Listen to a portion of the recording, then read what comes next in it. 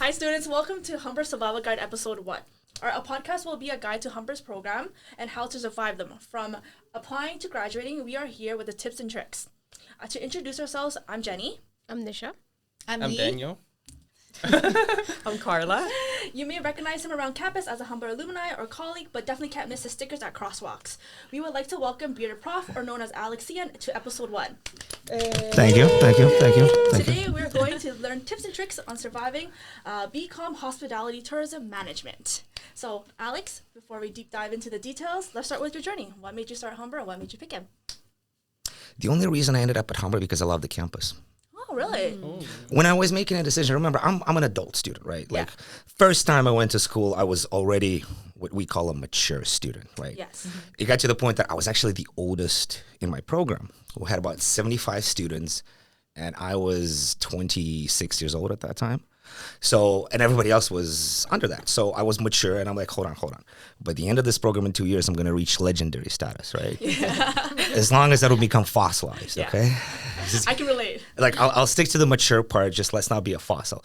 So my first education, my first time that I kind of went back and got into the college kind of environment was very much just something that I wanted to do. I wanted to get out of the city. I wanted to do something completely different, something out of the blue, and I ended up getting into like outdoor adventure and tourism and traveling. I've led lots of groups all over the place. And then when I decided to go back and actually get my bachelor, I was a lot even older than that, right? So it got to the point where I'm like, okay, well, what do I want to do? I know this, I know that. I've done a lot of tourism, so why not stick to something that I know, right? Just, get an accreditation in that environment. Yeah. I also had a fantastic conversation about 2 years into my education. When I wanted to shift, I started Humber with the Bachelor of Commerce Management Studies kind of environment. And then the first 2 years are very similar. So by the end of my second year, I felt that I'm not necessarily in the right place. And this is where my shift came. And I wanted to know, like, do I go to HR or do I end up in hospitality and tourism management, which is kind of what I do anyways, right? And I had a conversation. I went to a program coordinator, Michelle, for HR program. And I had a conversation with her. And I'm like, listen, so this is kind of my dilemma. I definitely want to get out of management studies. I'm staying in BCom. I'm finishing everything out. But do I go to HR or do I go to hospitality and tourism management? And she knew me already. She had me in a couple of classes. And she kind of looked at me. She's like, listen, you can stand up in front of 45 people, capture their attention, and keep talking for an hour and a half, right? Yeah. Why would you want to deal with something from human resources? You're already good at something. Yeah. Why don't you take that and just continue being good at it? Be better, right? Get with that environment. It doesn't mean that you can't sit in a cubicle or talk bargains with unions. But at the same time, it'll take you longer to get to that point. So why waste that time, right? Yeah. Wow. And I looked at her and I'm like, are you calling me old? It was one of those small little tiny moments that took about 3, 4, 5 minutes of my time, literally in between classes, that has shifted the way that a lot of my life kind of went, and also have changed the way that I'm looking at this. Right, instead of me trying to be good at math, why do I need to try and continue to be good at math when I'm already good at something? Why not continue being good and enjoy doing that? Yeah. But the reason I ended up at Humber and not at like George Brown or Seneca or, Centennial or somewhere else is I came to campus. I knew that this campus was here. I drove by it several times. I was always in tourism and I always talked about different stories, and I knew this was a psychiatric hospital. I knew what the approach was. I knew that there were tours around here and this is a historical area, right? And then I came here physically myself, and I just kind of walked into a couple of places, and I realized that there's that whole water line over there. I walked over to Sam Smith Park. It's beautiful. It's unparalleled, right?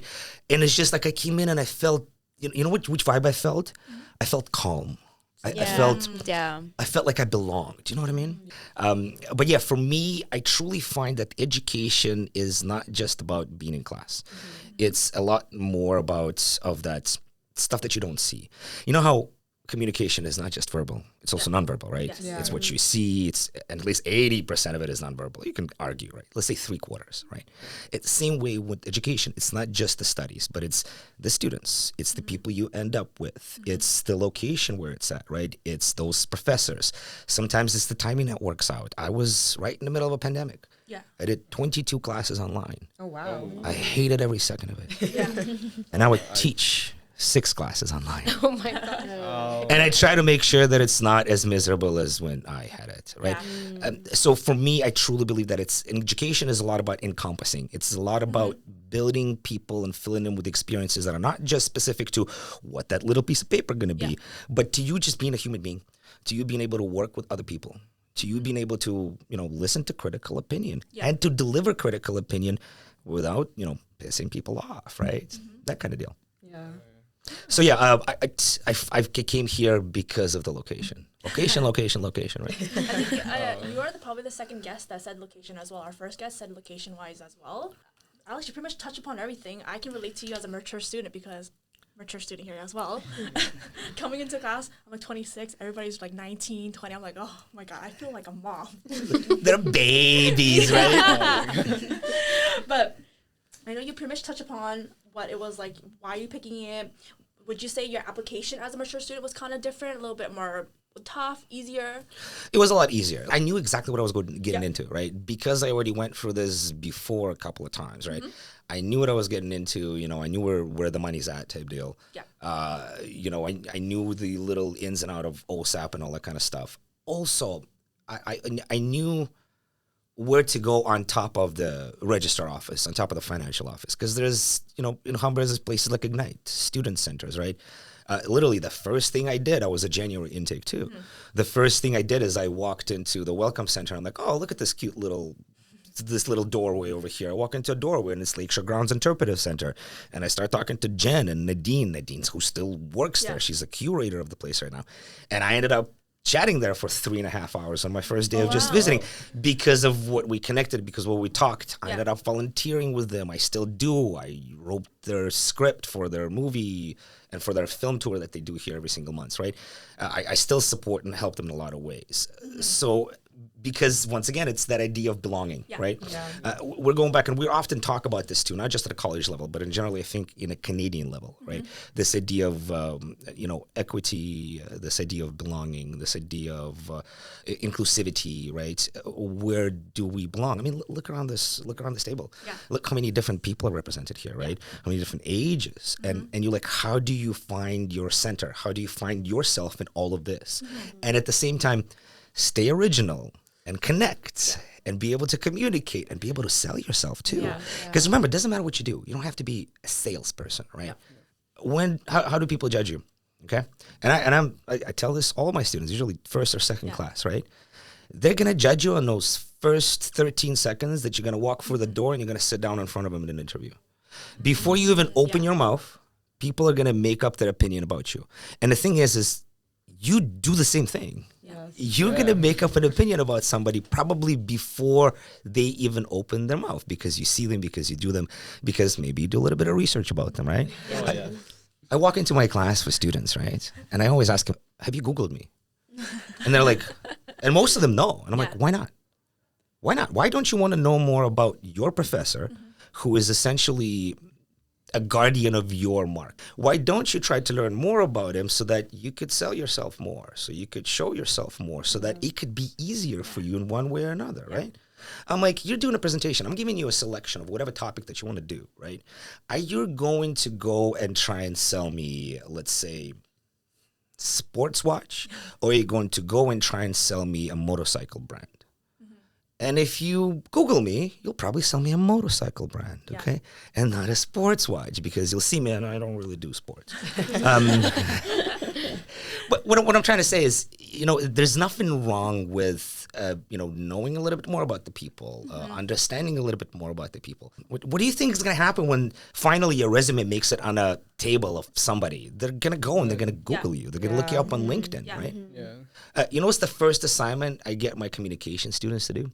Because I teach communications at different levels. So Communication 100, the first assignment is they have to make up a LinkedIn account put up their own picture, and actually put some thought into creating it, right? And many of them like, well, why? What's the deal? I'm like, because that's how they're going to see you. Yeah. If you give in a resume, and if they're to look up on LinkedIn and you're not there, that means you don't exist. Yeah. True. All of a sudden, what is the problem?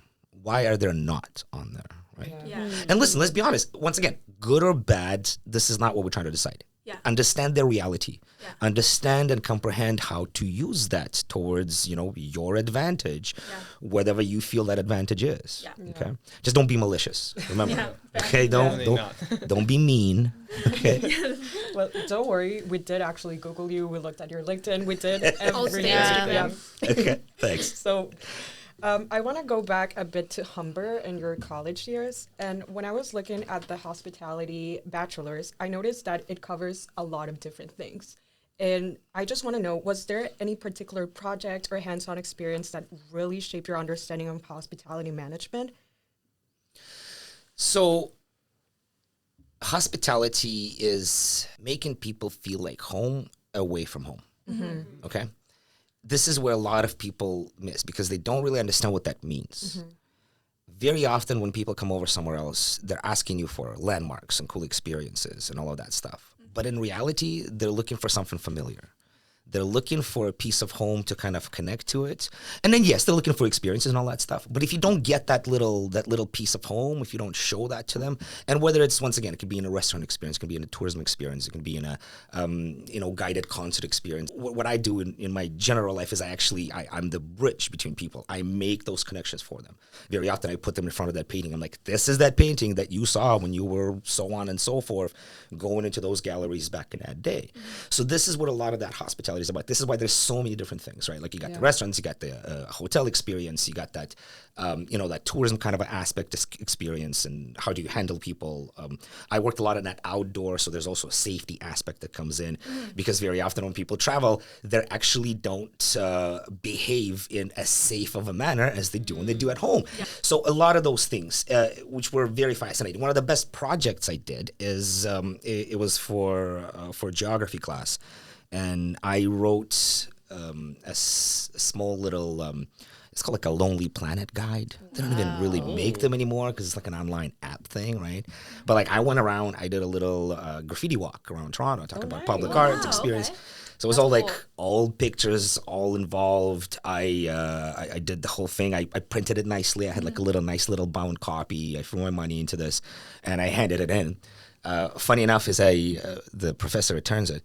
And the professor gives me 99%. Oh, where's that 1%? Where's that 1%? Exactly. Where's that 1%? Like, what is? Come on, there's some's not right? Like, where is the 1%? So he goes and he opens it up and he points out like, yeah, you never gave me suggestions of like where to eat in the area, right? Oh my God. Hold up. This is where I'm like, hold on, excuse me, look at this, page 12, right there.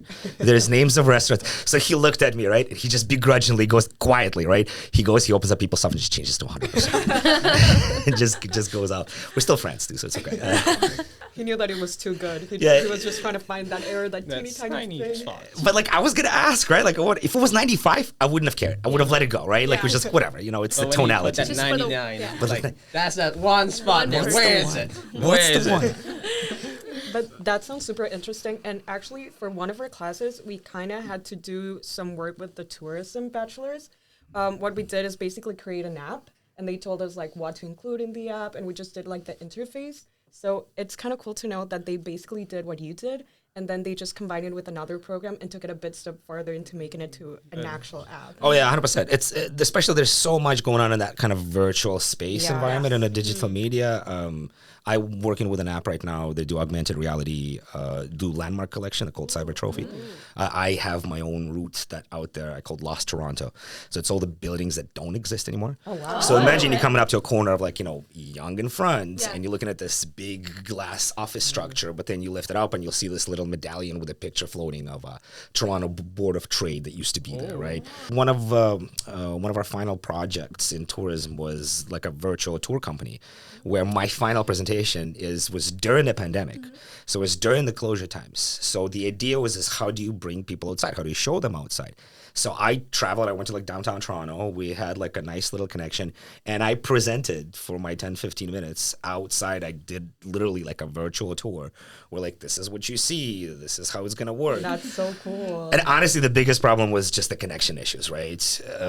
Which has been better lately because right now we're already talking 3-4 years ago. But like I can see which way it's going for sure. Yeah.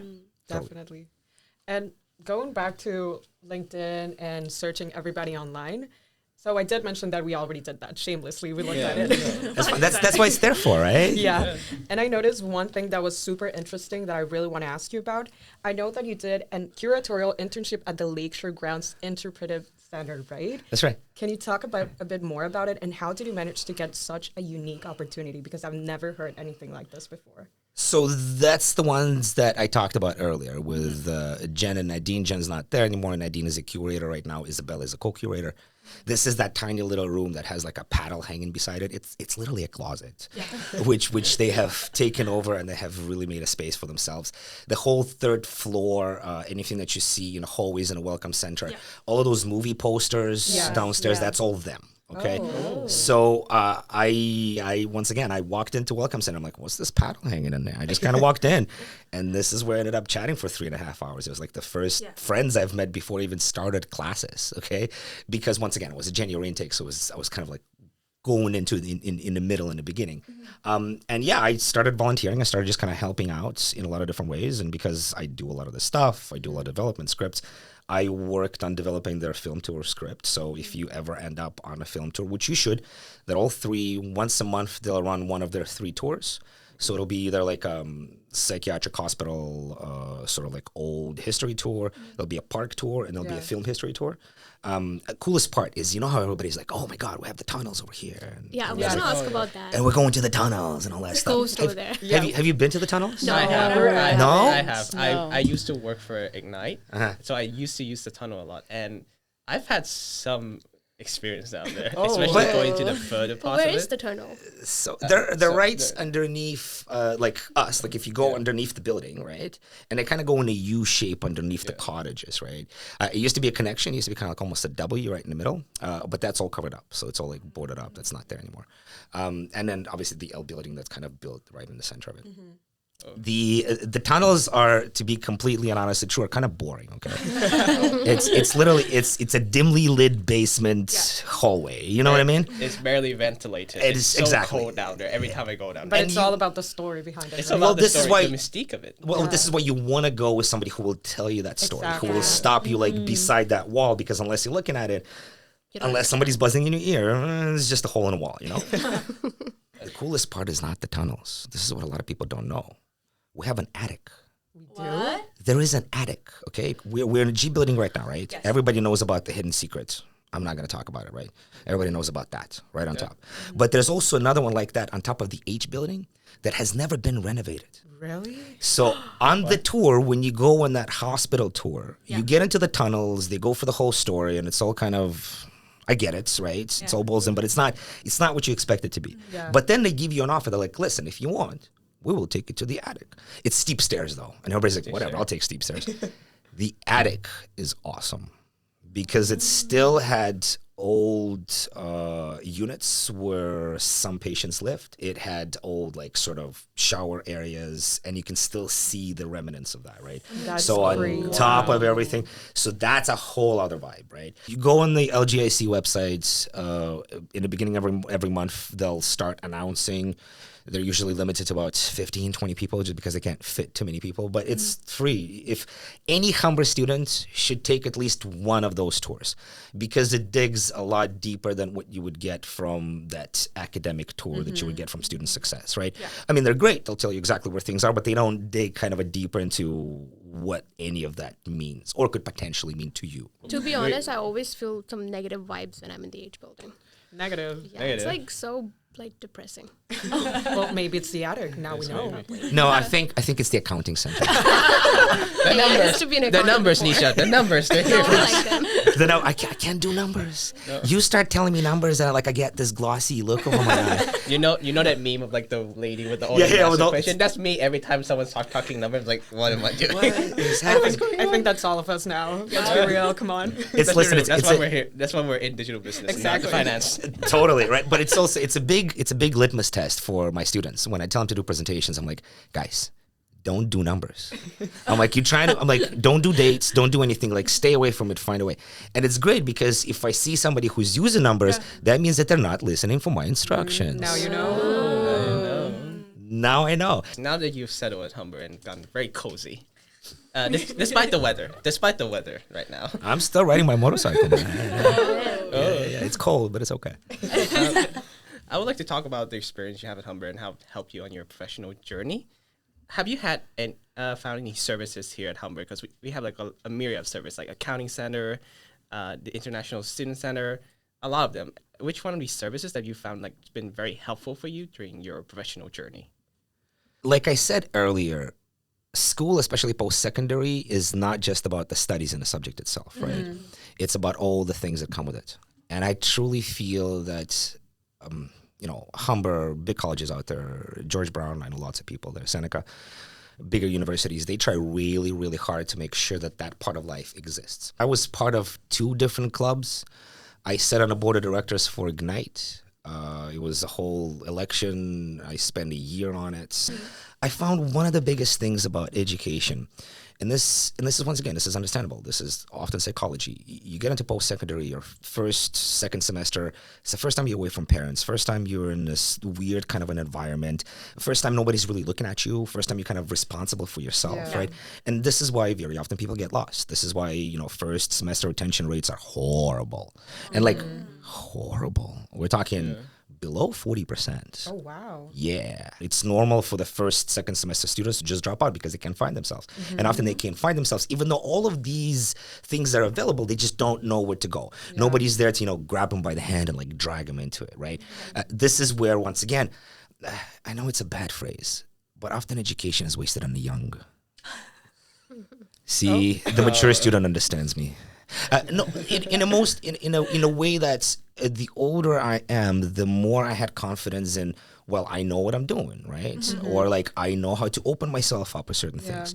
And the biggest problem that the students who do drop out, they say no more often than they say yes. Don't do that. If you're finding yourself saying no or refusing whatever the hell it is, somebody asking you for coffee, doing some teamwork with some random person, like something random. If you catch yourself saying no more times than you're saying yes, you're doing something wrong. Change it. Say yes more times than you say no, especially in your 20s, right? Yes. Because guess what? Even if you make a mistake, you'll probably have lots of time to fix it, okay? Yeah. I've been married twice. There's a reason. First one was in my 20s.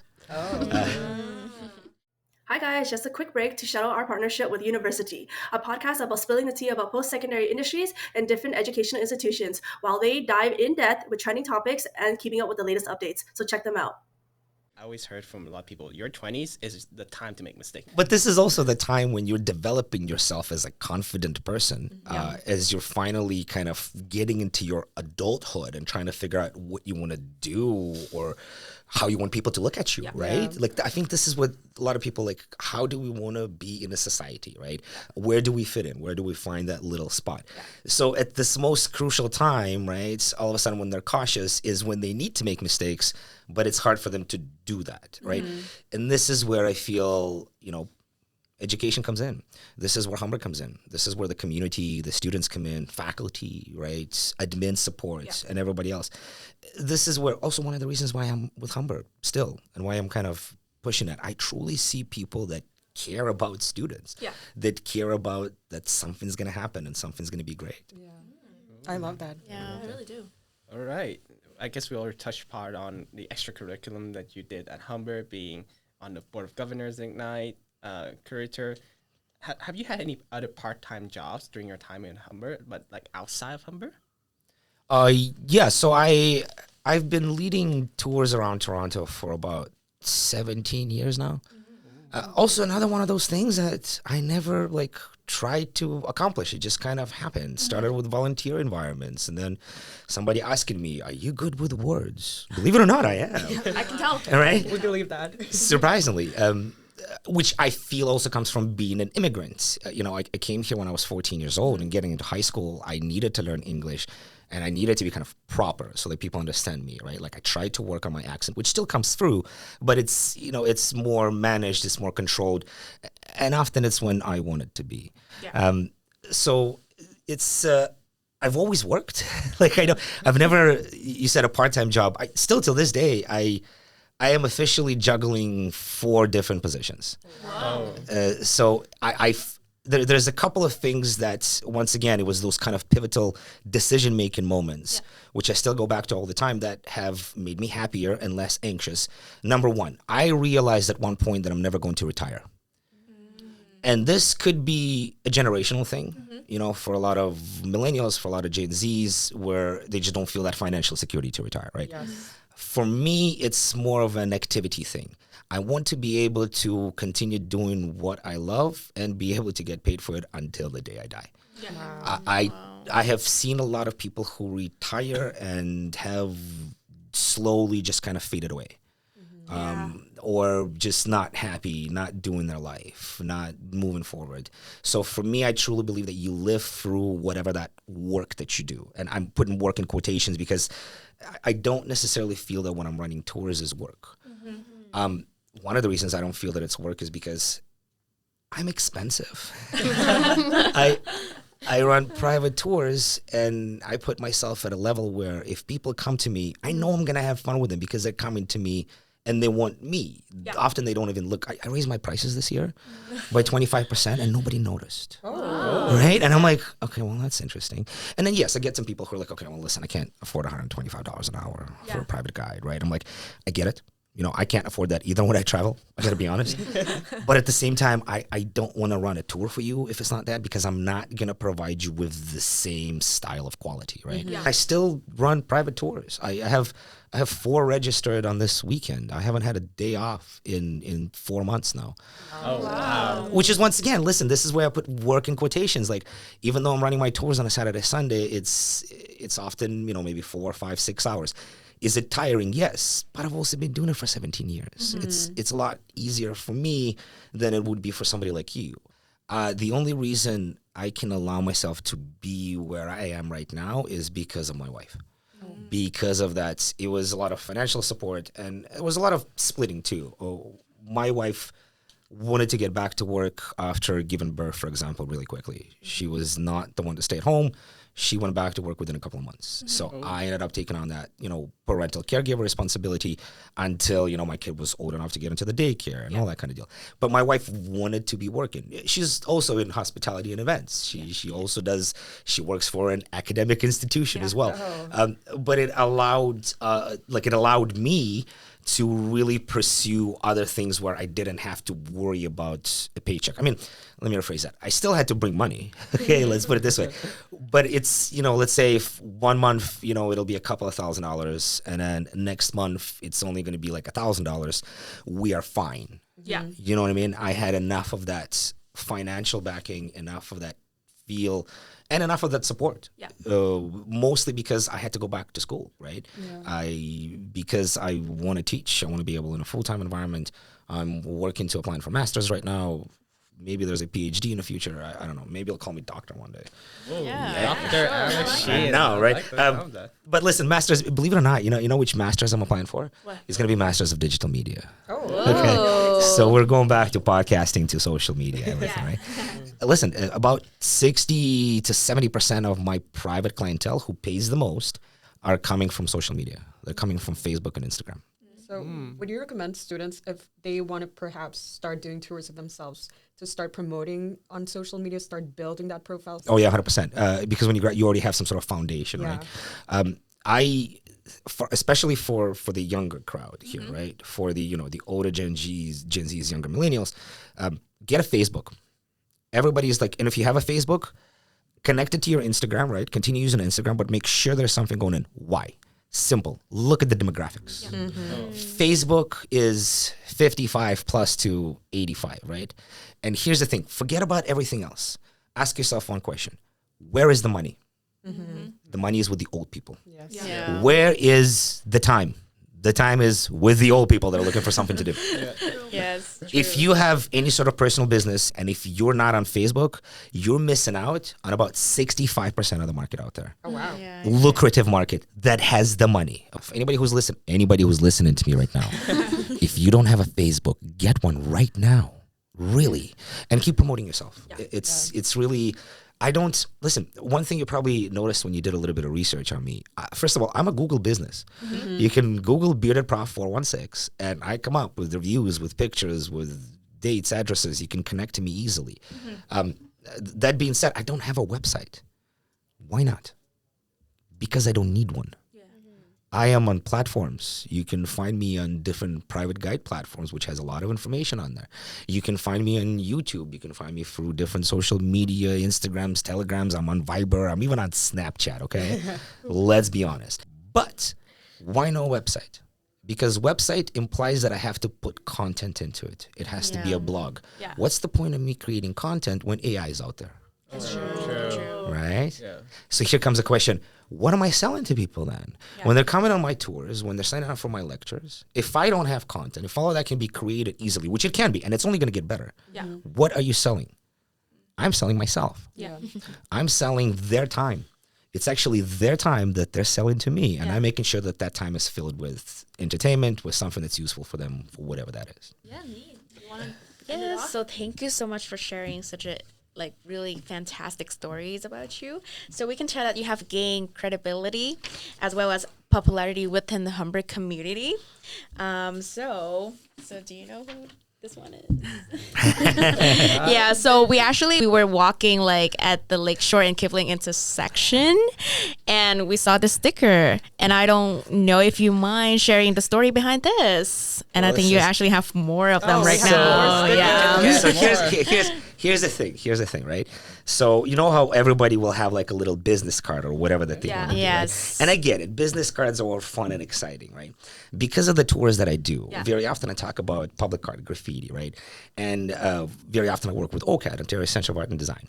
And I had this one student come by, and he does a lot of cartoon kind of style environments. So he's like, well, listen, I want to draw you in a cartoon. I'm like, fantastic. You draw me and I'll pay you for the design. And he's like, great. So we have an exchange. So this was the very first design right here. Here, check it out. Oh. So this is a nice and shiny one, right? Yeah. As you can see in that one, I'm pointing to the left. Okay. So then afterwards, it kind of developed. I'm like, hey, this is a good idea, right? Yeah. Like, why do I need a business card? I just put my Instagram on there, Yeah. right? And that's a sticker. Oh, that's so Right? clever. So next, I had another student come in, and she actually draws manga cartoons and manga comics for UN, for United Nations. I know. So cool. Right? So she drew me in kind of like a manga anime style. And as you can see in that one, I'm pointing in a different direction, right? Yeah. She even got my beard. She's got like a little tie, like with a whole deal. So then as it kind of went on, like once again, like these are like a couple of years in development. I'm getting into these stickers. I'm giving them away to people. I also find something else too. I find a little trick. Instead of giving them a business card, I give them a sticker. I'm like, look, why don't you take a little piece of me home with you? I love living on fridges, on laptops, on water bottles, on coffee mugs. I'm telling them where to put me. And they do. And they love it. And I'm sitting there, I'm like, am I manipulating people? Am I evil? But it's a clever way to do it. No, it's so called clever. influencing. Exactly. An influencer. You are an influencer. It's a very creative way to kind of promote yourself, and also like I feel like it's very friendly when you Yes. stick it like in around Exactly. the Humber community like that, and also Well, like listen- we can realize you like from like instantly like right away. Exactly. It's like, I know this guy, right? Yeah. I know exactly who it is. Okay, so we want to end off with thank you so much for Alex joining our podcast sections today. And what is the ultimate like last Humber survival tip you want to give to Bachelor of Commerce like students? Or any student, like literally any Humber students. I'm going to go back to what I said earlier. Say yes more often than you say no. Okay. You have somebody coming up from Ignites and telling you take 2 minutes to go do something, go do something. Okay. You noticed some sort of an advertisement somewhere for a random club, whether it's a chess club or a podcast club, then just go and do it. Say yes more often than no. Okay. Yeah, because we don't know where the opportunities actually. Exactly. You have Yeah. no idea what's going to happen. You're gonna meet people. You're gonna meet like more opportunity when you actually. And go you're going to out learn more about yourself too. That's a big deal. Yes. And maybe you can meet people who can make these things. Hey, these don't come from saying no. Yeah, Exactly. It's very true. Oh my God. We really appreciate your knowledge, but 100% I agree with everything that you said. As hospitality, like you should put yourself out there as well, just not saying no, because right now our generation is so introverted Yes. that it's so hard to be like put yourself that. It's because we have a screen that we can Yeah. put Keep ourselves it to into, yourself, kind of. Right? Yeah, I get it. I get it. It's easy to run away, right? And then to end it off, and to our listeners, remember your time at Humber is what you make of it. So take change of your learning and enjoy the journey. And so that's all for today's episode. Thanks for tuning in, and good luck with your studies. Once again, thank you. Thank you for listening. Bye, everybody. Bye. Well. Did you guys, Humber listeners, enjoy our first episode with Alex? I bet you all did. Shout out to Alex for making it such an amazing conversation and sharing valuable tips and his inspirational journey here at Humber.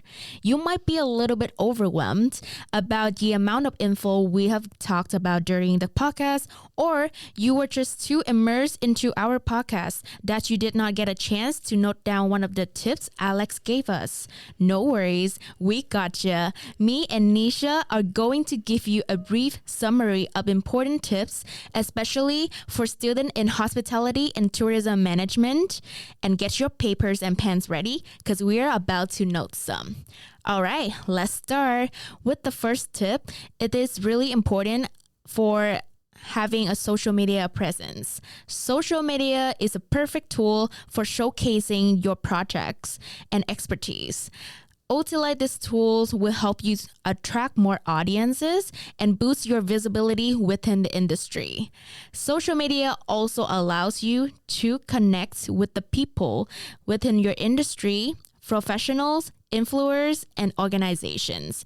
Following and engaging with key players in the hospitalities and tourism sectors can lead you to a job opportunities, mentorships, and collaborations. How about the second tip, Nisha? Yes, so the second tip he gave is to be open to opportunities. He pressed on and emphasized on the story with his personal story about how he, before the start of the classes in January, he was exploring the Lakeshore campus at the Humber College, and he was going to the Welcome Center and met the ex-dean of the Humber College, where he talked with her for like 3 hours, and then which ended up to lead him to an internship opportunity before even the class started. So he wants us to be open to opportunities, whether it's like starting a conversation with a student or a professor. Just do it and be open to it.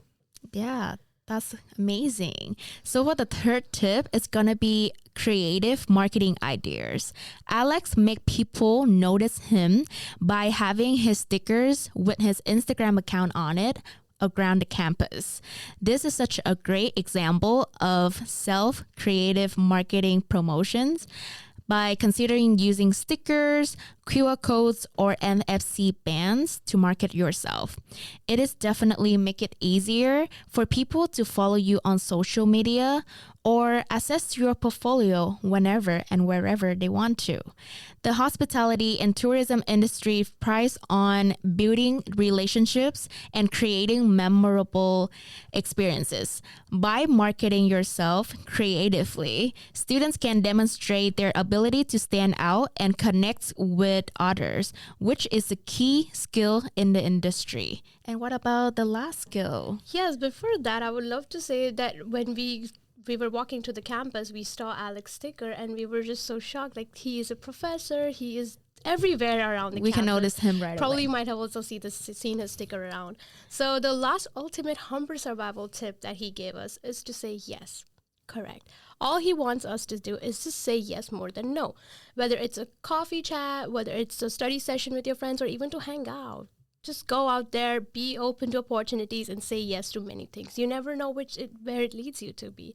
So with those 4 tips, I hope you guys are able to navigate your way around the campus and also at your journey at the Humber College.